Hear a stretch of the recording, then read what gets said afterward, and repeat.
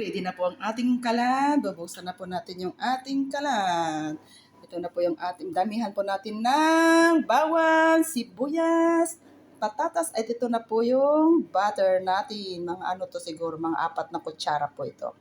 At ang tatansyahan lang po guys. At ito po yung lalagay ko is ang kutsarita na yung black pepper at saka sa kutsarita rin ng white pepper. At ito po yung aking ang tawag din paprika po. At saka lagyan po natin ng bay leaves. Bay leaves po yung gagamitin ko. Tapos ito po yung pomegranate sauce. Pomegranate po yun.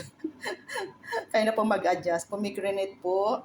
At saka po 4 na soy sauce po. At saka dyan na po. Ready na po yung ating manok. So, luto na tayo guys. So, start na tayo guys. Ilagay na po natin yung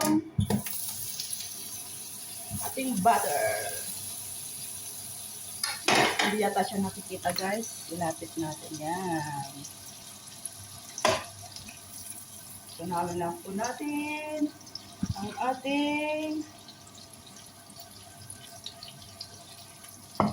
butter.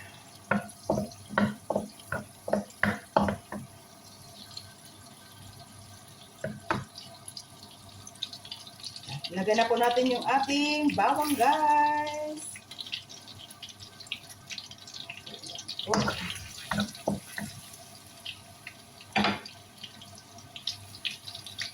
Bawang. Halu-haluin lang po. Tapos lagay natin yung ating sibuyas.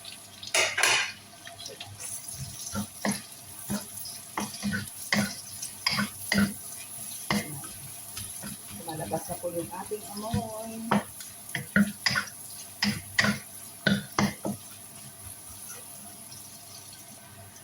Okay guys, so pag nag-brown na po yung ating sibuyas, ilalagay na po natin ang ating manok.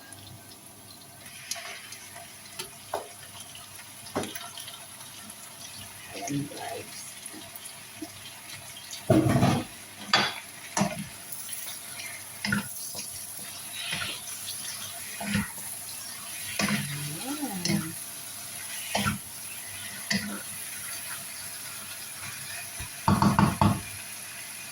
Tang-tang-tang-tang. Ilagay natin yung ating beans at yung ating mga powder guys. Lagyan na natin lahat yan. Pak na pak! Ayan. Mabango na siya guys. Talaga pag yung bisa-bisa. Ayan po. Lagyan na natin ito. Pomegranate sauce. Ano lang to guys, mga 2 kutsara nilagay ko. Kasi ito po, pomegranate, hindi na po natin kailangan ng lagyan ng asukal kasi ito, naglalaban yung asim at saka tamis. Matamis at maasim kasi yung pomegranate na prutas. Tapos lagyan na natin yung ating soya sauce, 4 na kutsara pinilagay ko. Tansyahan niyo po. Depende po yan sa pang-alat, na yung timpla nyo ba. Ayan na siya guys. So, takpan lang muna natin guys to para ma-absorb muna ng manok yung mga ingredients natin, mga spices niya. So, ilagay ko na po itong patatas para po maluto. Bago ko ilagay yung suka niya. Para hindi po siya mabigas. So, saglit lang guys. So guys, tingnan natin. After a few minutes, ito na siya guys. Medyo natuyo na yung sauce niya. Atuyin lang natin saglit guys. Bago natin lagyan ng tubig. Namula na siya. Okay. Lagyan na natin po siya ng tubig guys para lutuin po yung manok.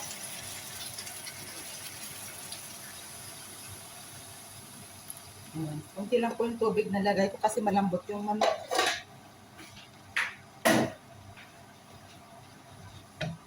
Lutuin lang natin saglit guys. Bago natin ilagay yung yung ating suka. Kasi hindi pa luto yung patatas. Lutuin mo natin yung patatas. So takpan muna natin guys. Guys, my special adobo. Ayan. Oh, kulong-kulo na po siya. Isa ang para may natin yung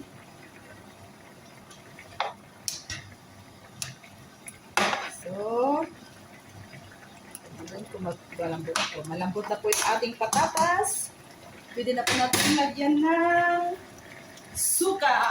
Ito po yung gamit kong suka, guys. Apple cider. Tantiyahin po natin. Lagyan po natin ng isang sandok.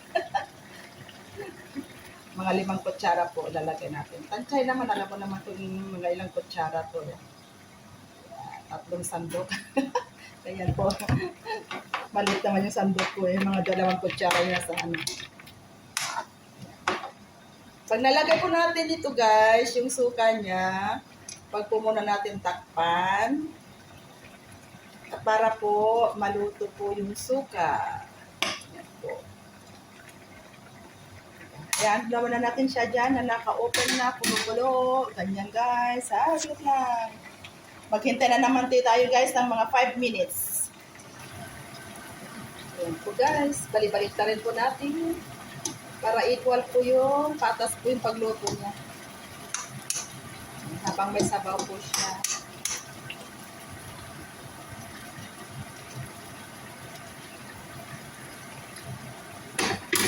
Ngayon, takpan na natin guys para maluto yung manok. So, check natin ulit guys. Ayan. Malapit na siyang matuyo. Masal sa adobo yung yung tuyo ba? Ayan po guys. Malambot na rin yung manok natin. So, malapit na siya guys. Patuyuin lang natin ng kunti ang kanyang sabaw. Nagiging sauce na yung sabaw niya. So, pahinaan lang natin ng kunti yung apoy niya hanggang maluto po siya guys. So, papakita ko na lang po sa inyo kung luto na po siya. Sinikman ko siya guys. Kulang po yung suka. Kulang yung asin, so dadagdagan po natin. Diba sarap yung adobo pag sarap yung may asin. May asim-asim. Tapos, yung maasim na may matamis. Na tama lang po yung timpla ng dadagan natin ng soy sauce.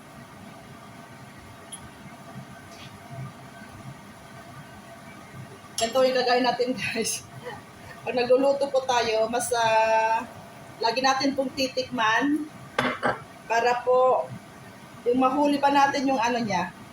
Huliin yung lasa na ayon sa inyong panglasa. Malapit na to guys, kaya lang tinikman ko nga siya, kulang yung asim. So guys, pag nagluto kayo ng nagluluto po kayo, huwag niyong kalimutan na tikman-tikman pag may oras para po ma-suli natin ang lasa. So, luto na po ito guys. Takpan na lang po natin. Tapos na po ito guys. So, nakaluto na naman po tayo. Salamat po sa inyo guys. At huwag po sana kayo magsasawa na manood ng aking mga video. God bless you all guys. Na guys, ang aking adobo. Ayan, tuyong-tuyo na siya guys. Luto na siya. Ito guys. So, bago natin tapusin, patayin po natin yung yung kalan. Patayin na siya. At ipapaibabaw po ito. Papaibabaw ko lang po kasi kakain din po yung mga alaga ko. Baka maanghangan sila. Ayan na po siya guys. Yan, ang aking adobo. So, salamat guys. I love you more. Thank you for today.